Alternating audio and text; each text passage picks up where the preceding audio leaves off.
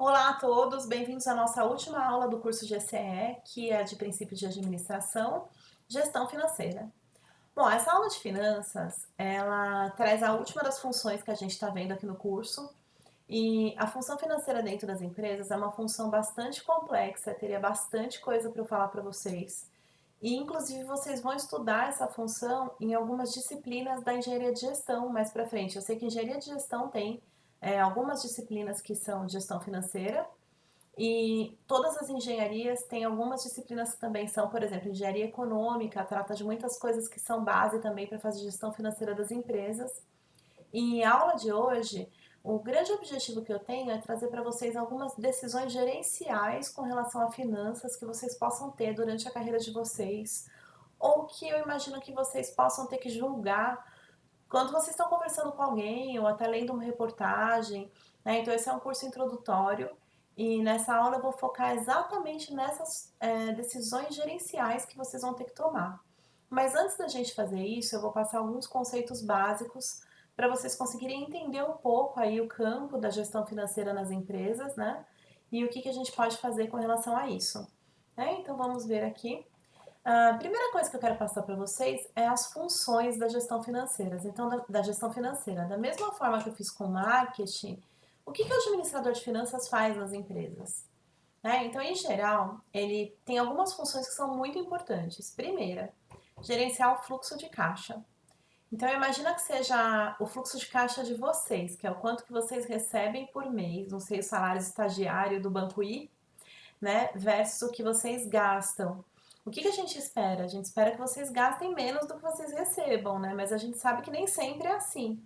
Às vezes as pessoas ficam endividadas, com as empresas a mesma coisa, né? Então, se a empresa não fizer um bom gerenciamento do fluxo de caixa dela, vai chegar no final do dia, ou da semana, ou do mês, e ela vai descobrir que não tem dinheiro para pagar os fornecedores. E lá vamos nós pegar empréstimo do banco. Então, a gestão do fluxo de caixa é o básico de gestão financeira e é o mais importante, porque não tem muito como sobreviver sem isso. Então, vai desde uma empresa que tem um Excel, que ela vai trabalhando continha de padaria no papel de pão, né? Até uma empresa que vai trabalhar com um software super sofisticado de gestão para tentar lidar com toda a complexidade de tudo que ela paga e que ela recebe, para no final do período, seja da semana, do mês ou do dia, ela saber se tem dinheiro para pagar as contas e quanto que está sobrando, né? Bom, e aí vamos lá. Tomar decisões de investimento é a segunda função importante aqui da gestão financeira. Então imagina que o dia terminou na sua empresa e sobrou um dinheirão lá no caixa, sobrou milhões. Dinheiro parado não é muito bom, né? Então esses milhões que estão lá, normalmente eles são aplicados, mesmo que seja ao final de um dia, você tem que saber quando é que você vai pagar seus fornecedores, e dinheiro parado na conta não é legal, nem na de vocês e nem na das empresas. Então vocês têm que pegar realmente esse dinheiro que sobrou no fluxo de caixa, né, e investir. E essas decisões de investimento vão desde o investimento do fluxo de caixa, que é esse exemplo que eu estou dando para vocês, até será que vale a pena eu abrir uma nova fábrica? Será que vale a pena abrir novas unidades? Quanto que será que a minha empresa vai ganhar se ela virar uma franquia e eu tiver franqueados aí pelo Brasil? E se eu virar uma multinacional e for atuar em outros países? Então, colocar todos esses investimentos no papel fazem parte de uma das funções mais importantes da gestão financeira. E investimento é o papel mais legal, né? Que a gente sempre quer investir, mas vamos lá que tem as decisões de financiamento. Bom, o que que é isso? Normalmente, quando um empresário abre uma empresa, né, é bem comum que ele trabalhe com capital próprio. Então, o que é bastante comum no Brasil, as pessoas saem da empresa delas, né, saem do emprego, pegam a rescisão e falam: agora eu vou trabalhar para mim mesmo, não vou ter chefe. E elas montam a empresa com esse dinheiro da rescisão. Isso daí chama capital próprio, quer dizer que ela não pediu dinheiro emprestado para ninguém. Agora, vamos supor uma situação que sua empresa está crescendo demais e você precisa pegar dinheiro, seja para comprar um terreno. Imagina que você é uma construtora, né? Para começar a construir um prédio, que você vai ganhar muito dinheiro com isso, você precisa comprar um terreno. E aí, vamos supor que esse terreno está muito caro e você está vendo uma oportunidade de negócios, mas você não tem dinheiro. Onde é que você vai arrumar esse dinheiro? Será que você vai pegar no banco? Será que a taxa de juros não é muito alta? Será que de repente não é melhor você ter um sócio? Pegar dinheiro emprestado em algum outro lugar? né? Então, isso daí chama financiamento e a maior parte das empresas é obrigada a trabalhar com financiamento além do capital próprio em algum momento da vida delas. E aí, por conta disso, a gente tem que ter uma gestão financeira sólida trabalhando nisso. Né? Eu estou indo aí do mais simples para o mais sofisticado para vocês. Né? E aí, quando a gente chega na sofisticação máxima das decisões de financiamento, você vai ter um IPO. Para quem não sabe o que é IPO, é uma sigla que a gente usa quando a empresa vai abrir capital, ou seja, ela vai listar na bolsa de valores. E eu vou entrar um pouquinho nesse detalhe com vocês um pouquinho mais para frente de como funciona. Mas vocês sabem, né, empresas de capital aberto, que a bolsa sobe, quem sabe muito pouco, pelo menos conhece isso. Então, IPO é quando a empresa vai abrir capital. As relações com os investidores, né? Então, quem está investindo naquela empresa, como é que ela vai fazer? A gestão do impacto que tem o mercado sobre o valor dessa empresa. Então, uma notícia de que o presidente da empresa está doente. Quanto que isso impacta nas ações da empresa, né? Então, tudo isso faz parte da gestão financeira já num nível de sofisticação maior, tá? Para ficar mais claro para vocês, a gente vai ver como é que se comportam os departamentos da área de finanças dentro de uma empresa. Então, aqui alguns exemplos de departamentos para vocês. Normalmente, uma gestão financeira um pouquinho mais sofisticada aí de uma empresa, pelo menos uma empresa média, ela vai ter duas grandes áreas, né? Então, tem a tesouraria, e em inglês é treasury, então tesouro, né? O tesouro da empresa, vamos cuidar do nosso tesouro. A tesouraria e a controladoria, que aqui está em inglês para ficar chique, que é o controller. Né? Então, vamos ver o que essas duas áreas fazem. A tesouraria é a área que lida com o fluxo do dinheiro dentro da empresa. Então, aqui normalmente você tem contas a receber, então o que a empresa está recebendo dos clientes. No comecinho da minha carreira, eu trabalhei num laboratório de análises clínicas, né? E contas a receber eu trabalhava em contas a receber. E contas a receber era uma das áreas mais importantes do laboratório, porque eu acho que vocês sabem, né, que grande parte do faturamento dos laboratórios vem de convênios médicos. Mas os convênios médicos nem sempre pagam assim em dia e certinho, né? Tem até um termo que eles usam que é glosa, que é tipo contas a receber de convênio médico. Você fez o exame e o convênio médico resolveu não autorizar. Na hora lá que o paciente está autorizou e depois eles viram divergência de algum documento e não autorizou. Então, contas a receber de laboratórios médicos é uma conta muito grande, assim, é muita coisa que eles têm para receber. E eles praticamente têm que trabalhar, pagar todas as contas deles sem receber na verdade, desse cliente, vai, que é o plano de saúde, né? Então, é uma função bem importante em muitas empresas, não só em laboratórios. Contas a pagar, né? Então, todas as vezes que uma empresa está trabalhando com matéria-prima, nem sempre ela compra à vista. Então, seria a mesma coisa que na vida de vocês, vocês comprarem tudo parcelado, né? Então, pessoa física faz bastante isso. Imagina a empresa, compra várias coisas parceladas no cartão de crédito, e aí eles vão perceber lá no final do mês que esqueceu tudo que você parcelou, né? E aí vem aquela fatura do cartão enorme, você não consegue pagar. Não sei se já aconteceu com vocês, vocês conhecem alguém que passou por isso. Mas isso também pode acontecer nas empresas se não tiver um controle muito rígido de contas a pagar. Então você tem que ter noção exata de quanto você vai receber e quanto você vai pagar ali na frente, porque você precisa ter o dinheiro para fazer isso. Né?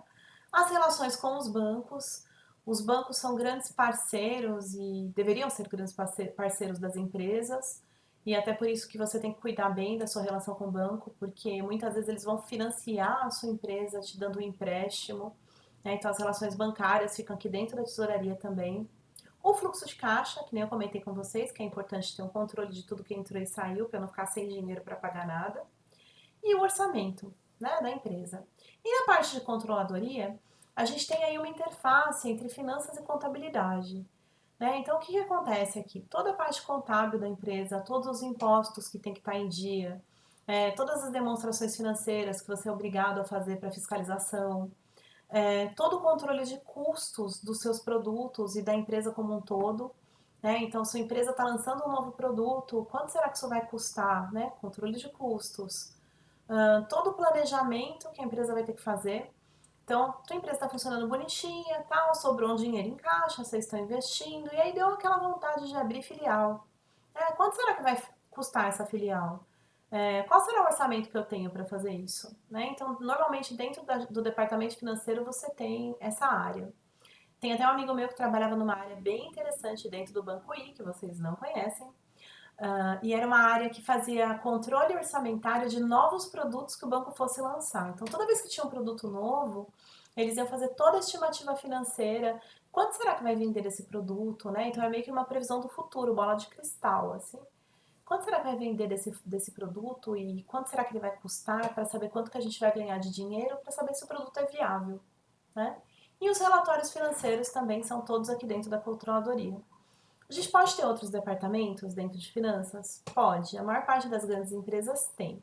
Mas esses dois departamentos são departamentos-chave que ou você tem eles separadinhos se a empresa for de maior complexidade, ou na pior das hipóteses, você vai ter um gerente financeiro de uma empresa pequena que vai acumular todas essas funções, né? O cara vai pagar, receber, controlar o fluxo de caixa e montar. A contabilidade normalmente você tem um contador que faça, né? Os relatórios financeiros, porque não é bem a mesma competência, né? Do gestor financeiro e da parte contábil da empresa. Uma conversa muito com a outra, mas não é exatamente a mesma competência, a mesma formação. Tanto que quem é formado em administração, engenharia, não pode assinar balanço. Balanço, já vou mostrar para vocês o que, que é, mas é um relatório financeiro que as empresas precisam ter e ele precisa ser assinado por um contador para garantir que ele foi feito da maneira correta, né? Então, um dicionário de finanças para vocês. Financeis. Vamos falar como o pessoal de finanças fala. Então, já dei aula de inglês, então repeat after me. Não, brincadeira. Vamos lá. Então, entradas. Entradas quando a gente falar entrada, entrada de caixa, é tudo que a empresa recebe todos os dias, tá? É que é muito comum a gente falar esse termo, né? Você não fala, os pagamentos, você fala das entradas. E as saídas é tudo que sai do caixa, tudo que a empresa paga. Então imagina que hoje vocês receberam seu primeiro salário de estagiário, vocês tiveram uma entrada de R$ 2.500. Só que nesse mesmo dia vocês resolveram sair às compras. E aí vocês compraram parceladamente um automóvel, um pacote de viagem de cruzeiro e um presente porque o Dia dos Namorados está chegando. E aí vocês tiveram uma saída de R$ 3.500 naquele dia, sem contar o restante do veículo, né? Porque isso daí foi tudo parcelado. Então a gente tem saídas para os próximos meses. Quer dizer, você nem começou a trabalhar e já tem mais saída do que entrada. Então entenderam o vocabulário, ok? Fluxo de caixa é essa continha que eu acabei de fazer. São as entradas menos as saídas. Todos os dias o fluxo de caixa ele tem que ser alimentado dentro de uma empresa. Normalmente isso é feito via ERP, que são sistemas de informação mais robustos nas empresas maiores. Mas se tiver uma empresa pequena, ela não vai usar um SAP, um sistema mais pesado. Eles vão fazer um fluxo de caixa, às vezes numa planilha de Excel, e aí com as notinhas fiscais todas contando.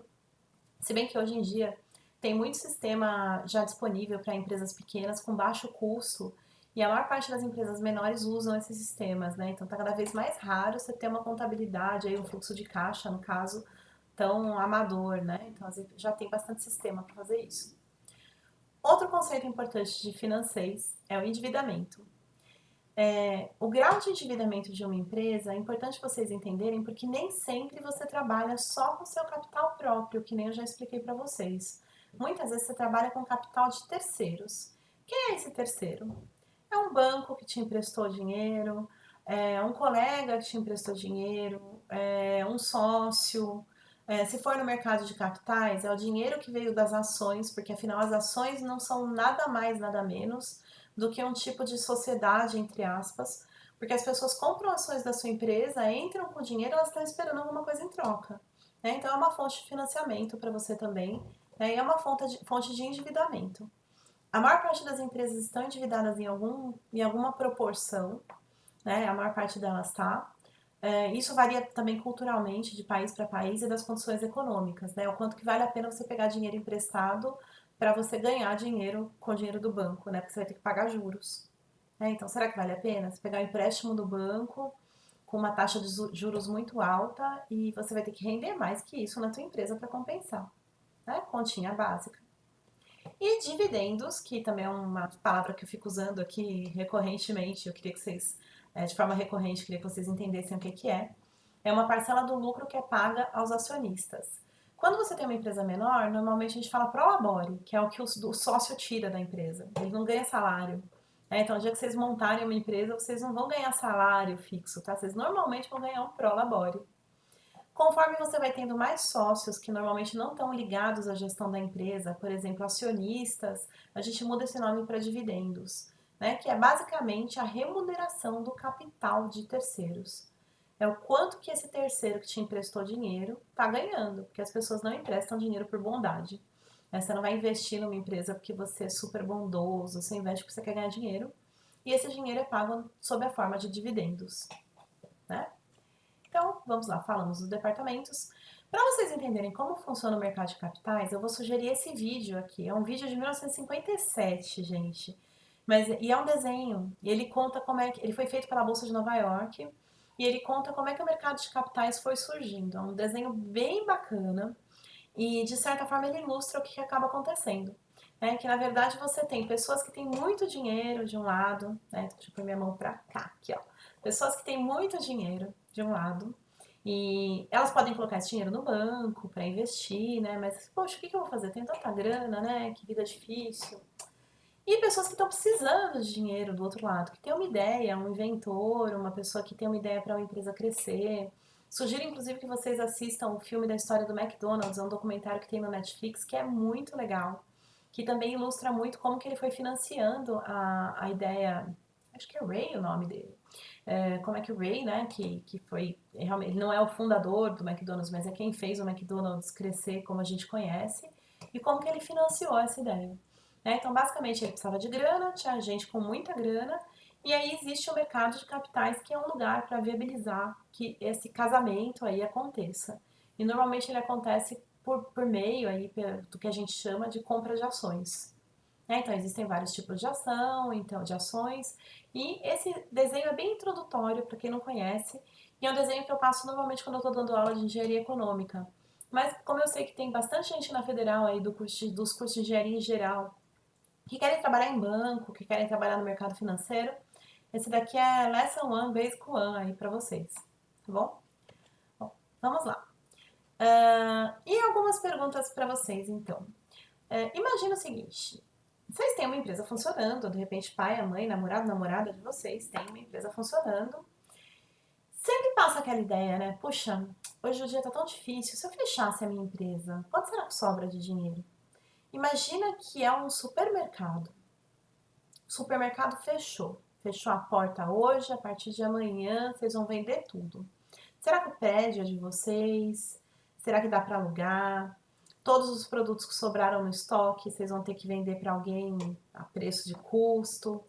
As pessoas que estão lá dentro do mercado, vocês vão ter que demitir, então vai ter que pagar todos os direitos trabalhistas. Se a gente botasse tudo isso no papel, quanto é que sobra no final do dia?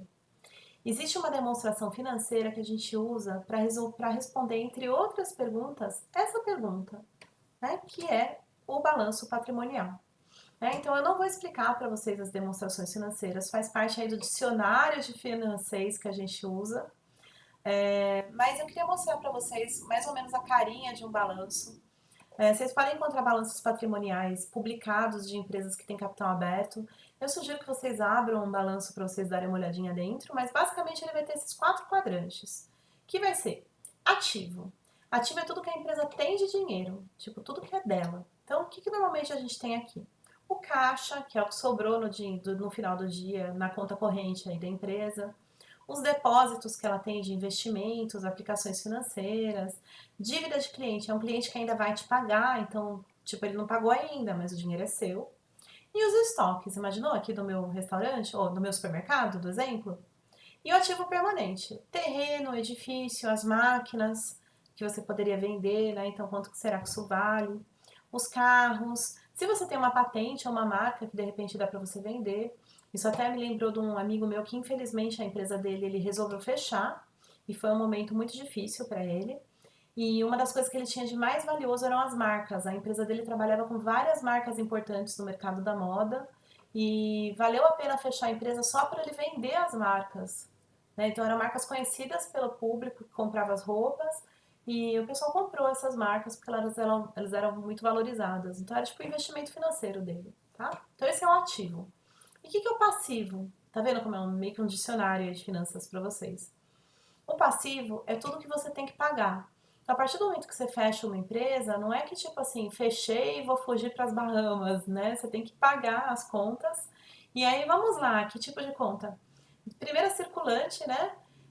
Que é dívida com fornecedores, empréstimos que você fez, você vai ter que pagar no banco, não vai ter jeito.